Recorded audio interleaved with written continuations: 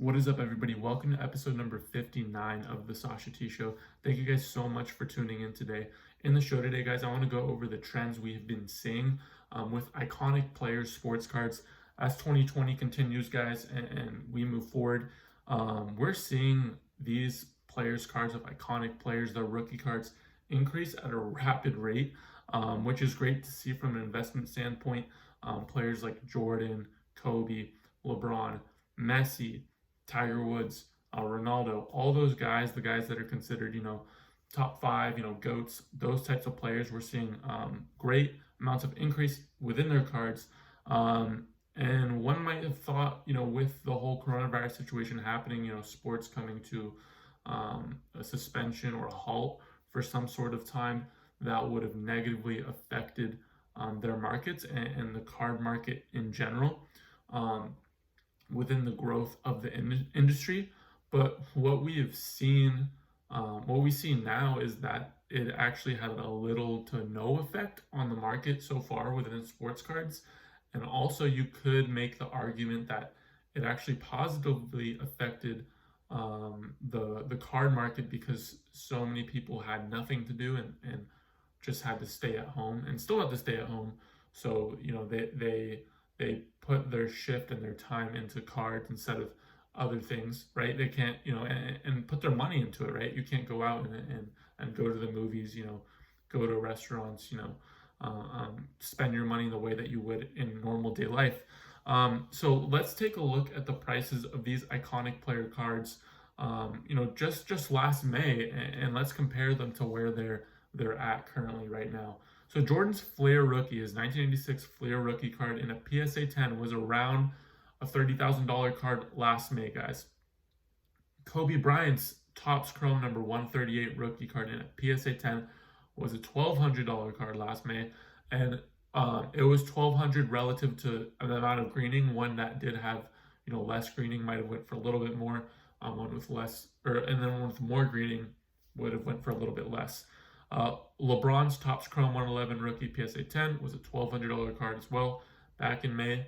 Lionel Messi's Mega Cracks 2004 rookie number 71 PSA 10 was a $5,000 card last May. This is the card that many consider his true rookie. There's a couple other Mega Cracks within that, but this is like the most highly desired card within all those other cards in the Mega Cracks kind of set. So those are the cards that and those are the kind of iconic guys within the market, and what their prices were last May. So what has been going on with these iconic player cards since then? Well, let's take a look. Michael Jordan's last sale for his Flair 1986 rookie card it was, I think, a couple days ago. It went for $96,000. So a 3x jump from just a year ago. Which is insane. Kobe Bryant's card is around an $8,000 card with no greening. Now with greening, and with significant greening, it goes for around $5,000. So it looks like about a $3,000 differential, which I like to see that because what we saw last May was what I expected was like how we're seeing now, there would be a big differential with the amount of greening the card has. The price would come down. What we saw last May, where there was a little bit of a difference, but it wasn't too far apart. So I'm glad to see actually now that we're seeing quite a bit of difference with the non-green cards to green cards.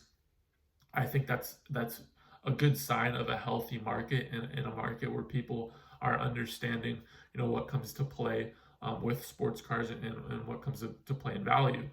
So I think that was actually a really healthy sign to see. LeBron's, again, 111 Topps Chrome PSA 10 is now a $6,800 card. And Messi's, this is great to see, Messi's rookie card is a $20,000 card. Now remember, this was a $5,000 card just last May. So it went up about 4x, which is insane to see. If you guys might have saw, I posted an article. I actually put it on my Instagram page too, but it's posted on my LinkedIn page where I talk about how undervalued Messi's card was, and I talk about how last comp was in May for $5,000, and I think This is an extremely undervalued card. So, if you want to go to my LinkedIn page and check that out as well, I kind of go really in depth about the soccer market. And I think I put that out in January. So what is this kind of telling us based off of the numbers? What I think, guys, is these iconic players cards, it's going to be a lot more harder to be able to obtain these cards in the future. If the growth stays the same in terms of people coming into this market, people coming into this hobby, we could truly see these players get to levels where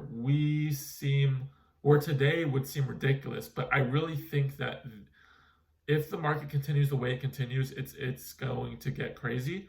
And once sports are back to a full effect, that can do nothing but increase the level of interest in the hobby. It's just going to benefit it, and it will escalate, the positive, the positive trends that we're already seeing, where we're in this, state of no sports and suspension. Although it seems to be that sports are coming back within the month. I'm hopeful about that. I think that would be great, just from a fan perspective. And I'm also a Lakers fan too, so I want to see the Lakers win a chip for Kobe. But nonetheless, I think a bigger play too, guys, is going to be, we're starting to see these fantasy sports guys, these resellers and sneakerheads, which are getting into it really, really big, really very quickly, and also big time investors, and these types of guys we're starting to see come into the market, which again is increasing value of a lot of cards. But I think when we see this really continue and we see this in full effect, that's when we're gonna see these iconic player cards become almost unbuyable because of how expensive they are. Guys, putting $1,200 in a Jordan, or in a Kobe LeBron card last May, $1,200, to some and many people is a lot of money. But now when we're talking about where it's already at, $8,000 for a non-green Kobe, $6,800 for a LeBron, and we're not even, there's no NBA back yet, right? All these guys, resellers, fantasy guys we haven't even seen the full effect of this. Once we start to see that, I think these prices are going to get very, very crazy, very, very fast, and buying one of these LeBron cards for $20K, right, is putting a lot of money down, and which makes it, a tough decision to make. So if you are looking to get into the market for one of these cards, I would highly recommend you start looking now, rather than waiting. Again, guys, anything can happen. If there's a World War III, right?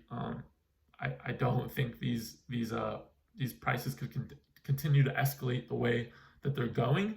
But I do think that, barring no catastrophic things, barring no catastrophic things with this whole coronavirus as well, if it kind of continues the path it's going, I think that we are going to be seeing some extraordinary numbers of returns on investments coming up.